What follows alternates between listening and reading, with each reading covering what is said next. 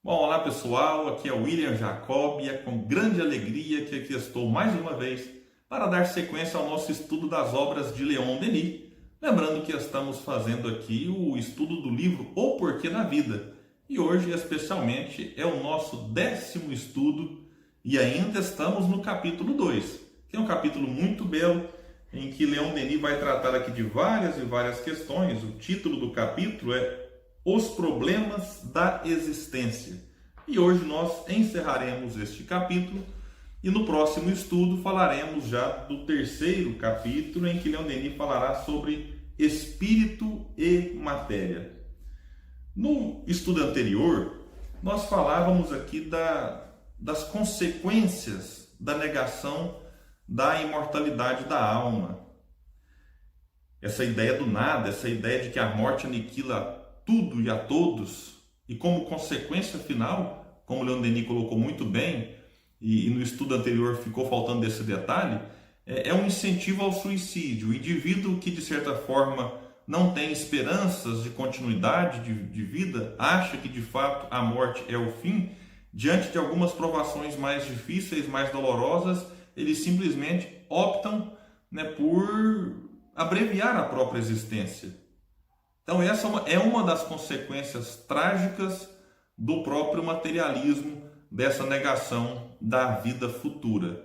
Agora, nesse ponto em que nós estudaremos hoje, Leon Denis vem trazer uma outra consequência, que é essa ideia de não compreender muito bem as desigualdades observadas de maneira chocante na sociedade. Vejamos como Leon Denis coloca de uma maneira bem lúcida. A crença no nada, ao mesmo tempo que arruína qualquer sanção moral, como falamos no estudo anterior, deixa sem solução o problema da desigualdade das existências, no que toca à diversidade das faculdades, das aptidões, das situações, dos méritos.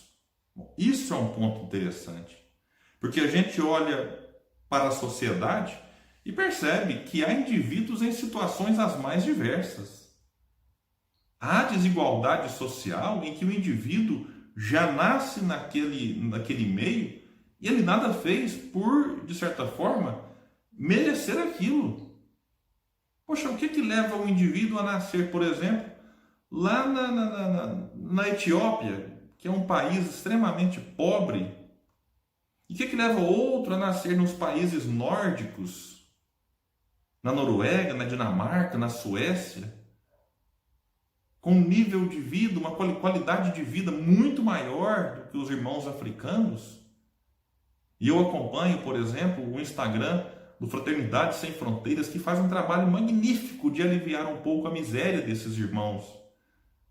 E a gente usa camiseta, incentiva padrinhamento, enfim, são formas e formas em que temos as possibilidades de colaborar para reduzir tudo isso. Mas é difícil olhar para uma imagem de crianças numa situação realmente de miserabilidade total e não se questionar, puxa vida, por que dessas desigualdades? Por que uns vivem na abastança e outros vivem na falta do básico? Não tem água, não tem remédio, não tem nada. E às vezes a gente pode olhar não só para a África, mas aqui mesmo no Brasil, em algumas regiões mais difíceis. E a Fraternidade, ele estende o seu trabalho não só na África, mas aqui também no Brasil, com vários projetos. Essas faculdades, as aptidões.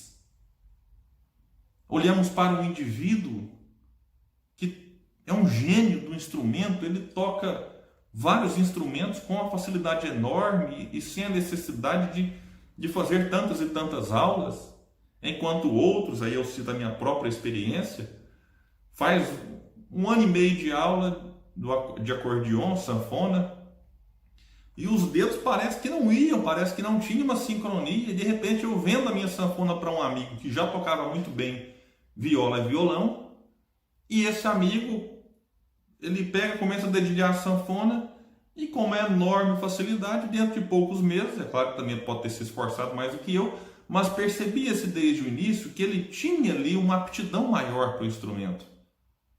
E então ele depois virou músico, inclusive profissional, começando com a mesma acordeon que eu simplesmente falei, não, por agora não, depois talvez eu retorne e tento ver se eu consigo. E está no meu projeto reencarnatório ainda. Aprender a tocar sanfona, porque é um instrumento que eu admiro, gosto demais. Então a gente fica olhando que há casos desse meu amigo, alguém pode até dizer assim, mas ele tocava um outro instrumento, então já tinha noções ali importantes de música. Mas em outros casos em que crianças, diante de alguns instrumentos, elas simplesmente pegam e já começam a tocar com uma facilidade, como se lhe fosse algo familiar. E porque certamente em outra encarnação ela já teve o contato. E nessa agora ela só desperta.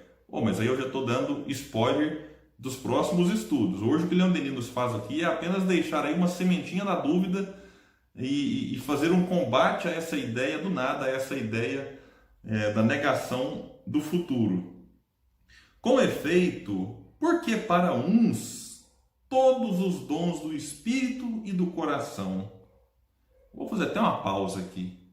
Que a gente citou até agora essas questões de riqueza, pobreza, de aptidão com instrumento. Eu poderia aqui incluir inclusive aptidão com idioma.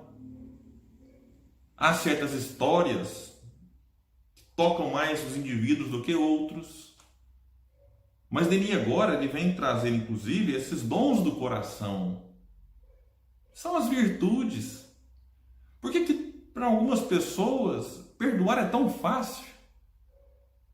Ou na verdade, eu digo até que mais importante do que perdoar é não guardar mágoa, não guardar rancor, não sentir ódio. Algumas pessoas isso é algo que a gente olha e fala, como é que pode ter um coração tão bom? Como é que pode ter pessoas tão desprendidas? Essa semana mesmo tivemos uma experiência aqui no nosso grupo.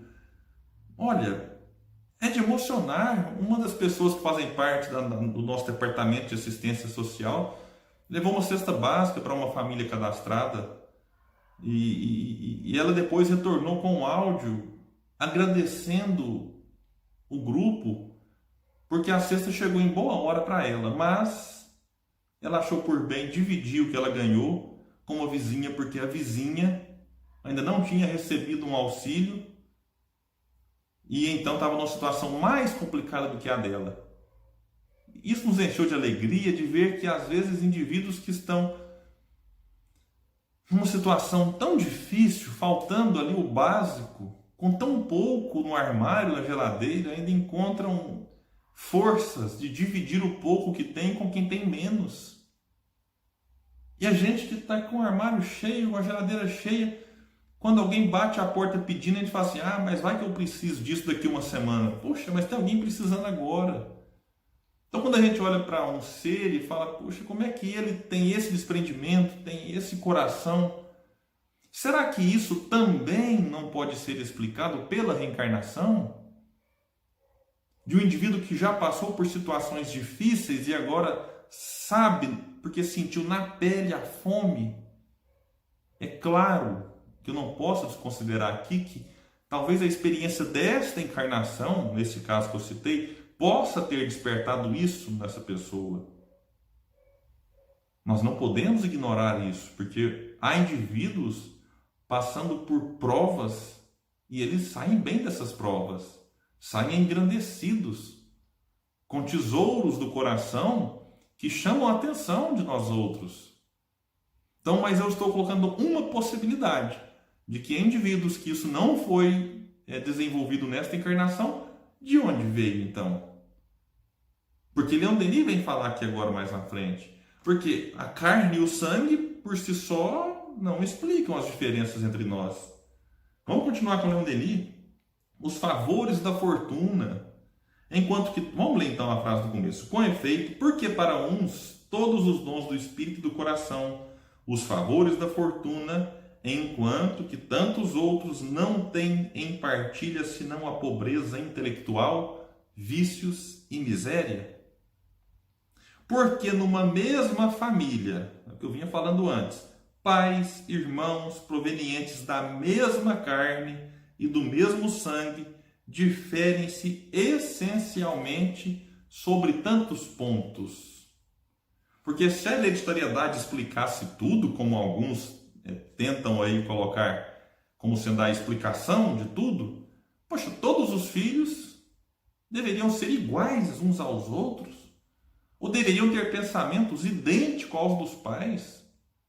Isso pode acontecer de ter uma semelhança? Pode. Porque os pais exercem uma influência muito forte na criação dos filhos. Mas é óbvio que em vários casos há uma diferença aqui do pensamento do filho com o pai gritante.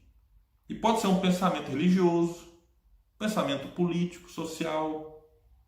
Enfim, em relação a vários assuntos, nós não podemos dizer que a carne e o sangue explicam. Inclusive na questão instrumental que eu falei, dos dons, a gente percebe vários gênios da música que não tiveram pais gênios da música.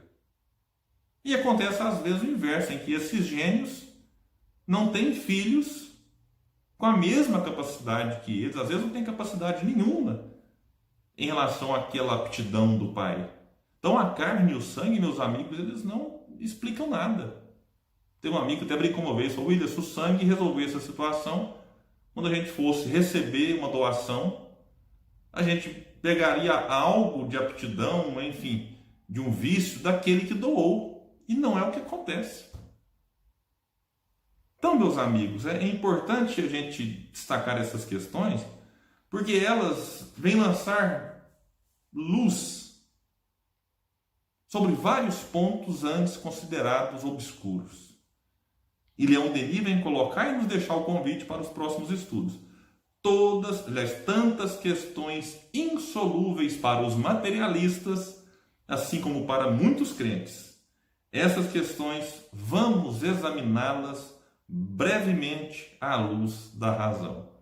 Então, com esse suspense de Leon Denis, com esse mistério que ele nos deixa, eu encerro o estudo de hoje, convidando a todos que continuem aqui conosco, neste esforço muito pequeno, é verdade, para trazer a todos vocês um pouco do pensamento de Leon Denis. Mas eu sempre insisto que esse livro, Porque da Vida, é uma obra maravilhosa e esse espaço que nós temos, embora importantíssimo, ele não é o suficiente para que todos nós tenhamos noção da grandeza que é a obra denisiana. Então eu convido a todos que, assim que puderem, é claro, reflitam, leiam e tentem compreender a proposta de Leon Denis, que era uma proposta sempre de amor, uma proposta sempre de solidariedade, procurando trazer à humanidade um pouco de esperança e otimismo, que é algo que muitas vezes nos faz falta atualmente.